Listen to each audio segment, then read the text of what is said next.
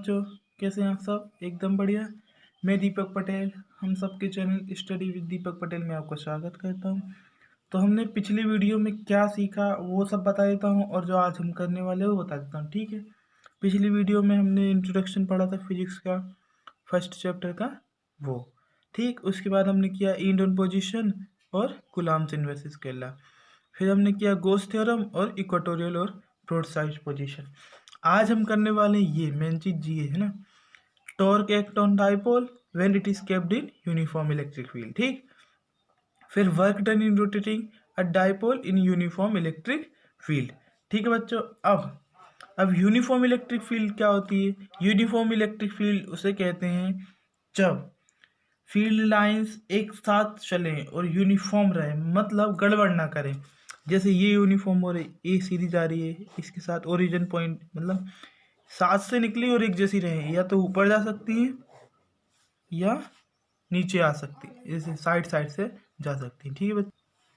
ऐसे ऐसे भी जा सकती है, ठीक, ऐसे। तो हम अपने सारे डेरिवेशन इससे करेंगे, इस वाले से। आपको अगर इससे करना है तो इससे कर लीजिएगा, ठीक। अपना करते हैं पहले वाले से, इस वाले से। तो ठीक, अब हमने ये यूनिफॉर्म इलेक्ट्रिक फील्ड बना दी।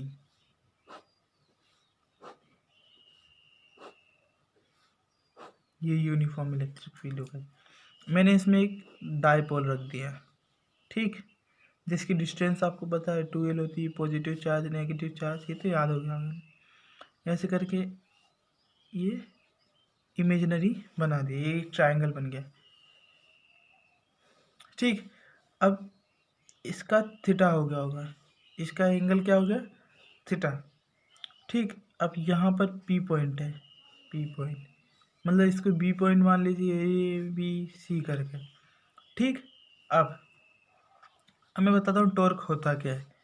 टॉर्क होता है torque equal to any one force into perpendicular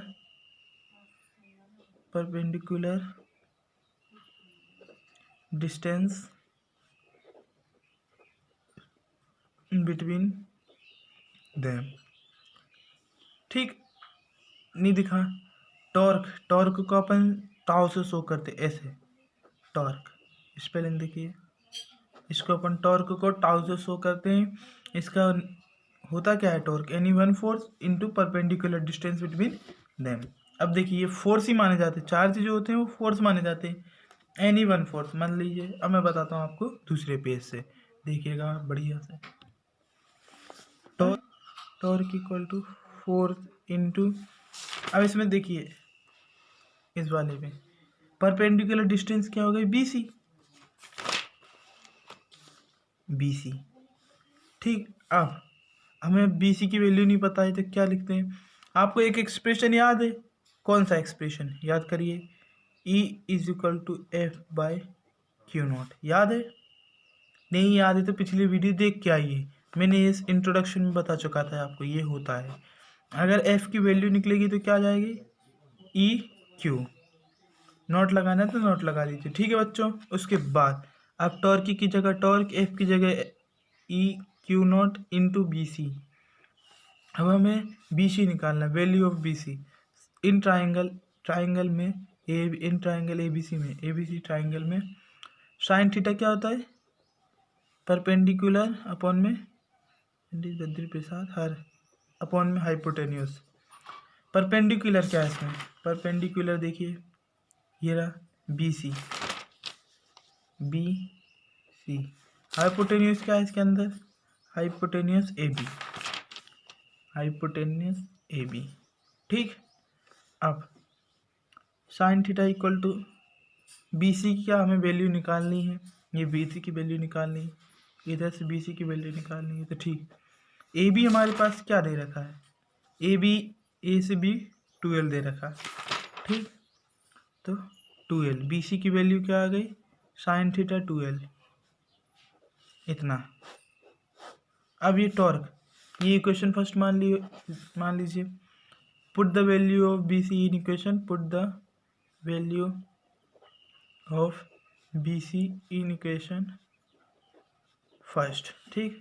torque में ई एज इट इज रख देंगे, क्यू नोट को एज इट इज रख देंगे, बी सी की value sine theta into 2L। अब आप जानते हैं electric dipole moment E into Q 2L into sine theta. अब आपको इलेक्ट्रिक डाइपोल मोमेंट याद होना चाहिए, कितनी बार बता चुका हूँ, अब आप मैं एक और बार बता रहा हूँ। इलेक्ट्रिक डाइपोल मोमेंट वो होता है जिसमें जो डाइपोल रहता है उसके प्रोडक्ट, किसका product, any one charge and certain distance, इतना सर्टेन डिस्टेंस ये हो गई, एनी वन चार्ज ये हो गया, तो हम इसको P लिख देते हैं और इसको E लिख देते हैं, और ये sine theta, torque equal to PE sine theta, मतलब 2QL इक्वल टू P। ये हो गया हमारा कौन सा, torque act on electric dipole when it is placed in uniform electric field. ये अपना हो गया डेरिवेशन, ये प्रूव्ड है। ये आपको रखना पड़ेगा, torque equal to P sine theta. इसके बाद दो डेरिवेशन इसके इस्तेमाल से ही होंगे, इसलिए आपको ये याद करना ही पड़ेगा, ठीक है। इसकी थ्योरी आपको PDF के फॉर्म में मिल जाएगी, हैंड रिटन नोट्स में देख लीजिएगा आप इसको, ठीक है बच्चों। यहाँ तक आगे समझ में। अब अपन करेंगे work done in rotating electric dipole when it is placed in uniform electric field, ठीक है बच्चों, ध्यान से देखिएगा। अब अपन दूसरे पेज से स्टार्ट करते हैं, ठीक है। देखिए बच्चों, अपन अपना डेरिवेशन खत्म करते हैं। Work done in rotating electric dipole when it is placed in uniform electric field.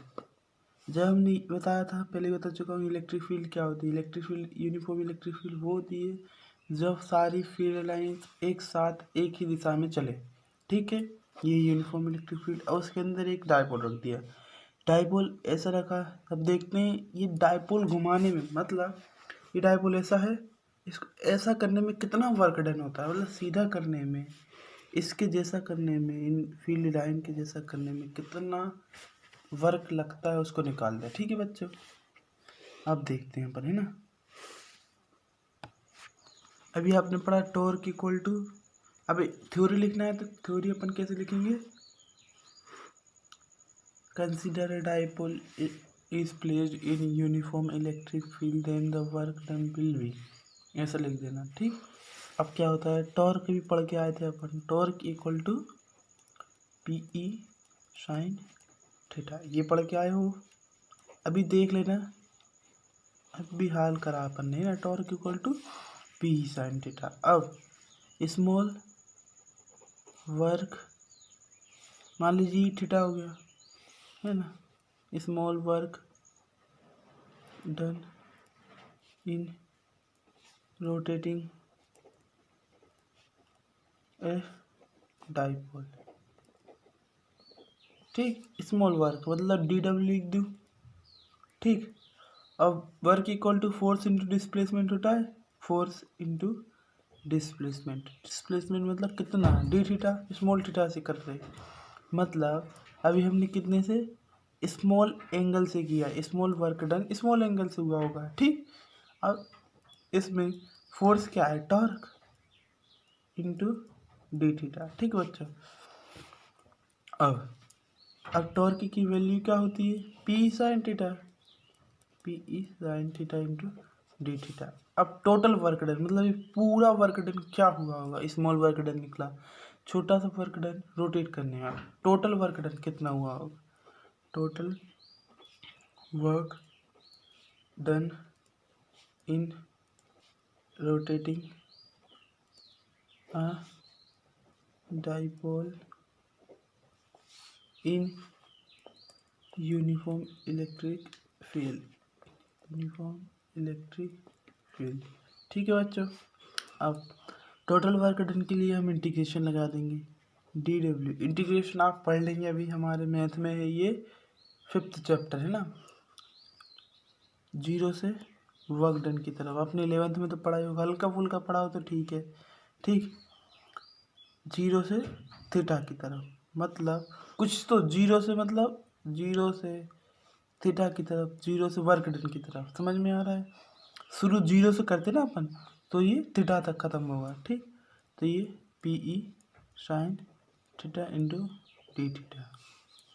अगर हम अगर लिमिट खोलेंगे तो क्या हो जाएगा, ये इंटीग्रेशन से डिफरेंशिएशन कट जाता है, तो डब्ल्यू अपर लिमिट, ये लोअर लिमिट। ठीक, इसमें से पी ई कॉन्स्टेंट था तो हमने पी ई कॉन्स्टेंट बाहर निकाल लिया, अब sine theta into D theta रखा। ठीक है बच्चों, अब इसमें से upper limit minus lower limit, ये तो आप 11th में पढ़ चुके होंगे, अपर लिमिट क्या होती, लोअर लिमिट क्या होती। ठीक, P E.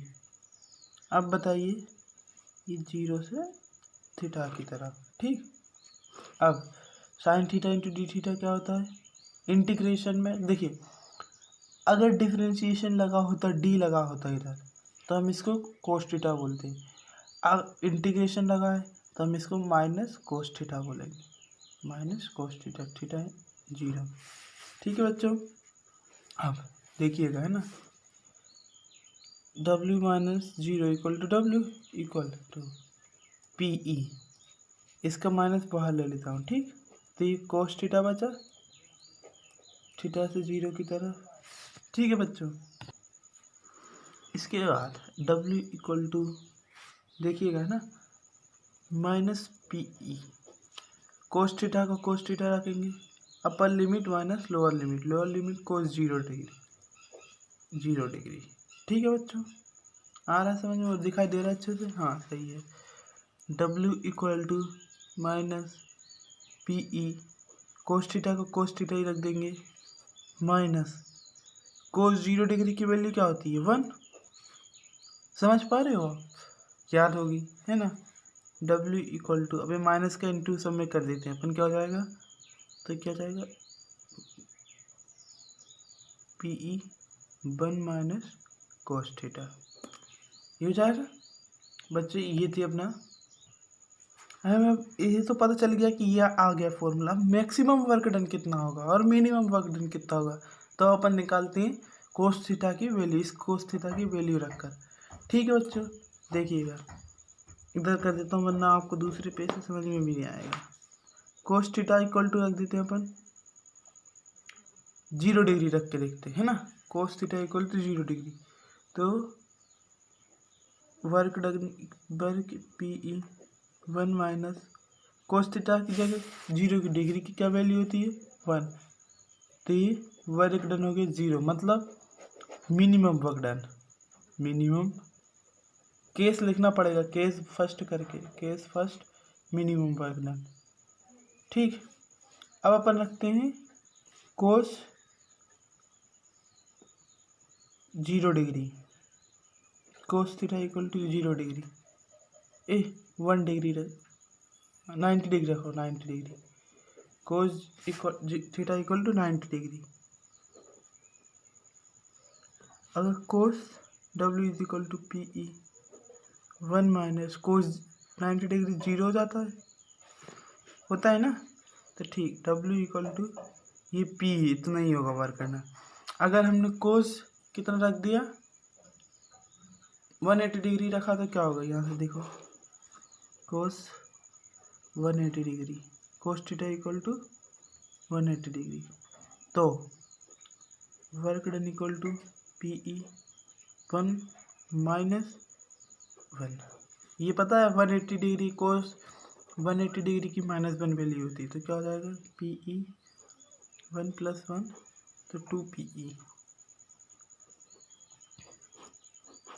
Maximum work done इतना, ये मैक्सिमम वर्क डन है, और ये मिनिमम वर्क डन, ये वाला zero equal to minimum work done, 2 P E equal to maximum work done.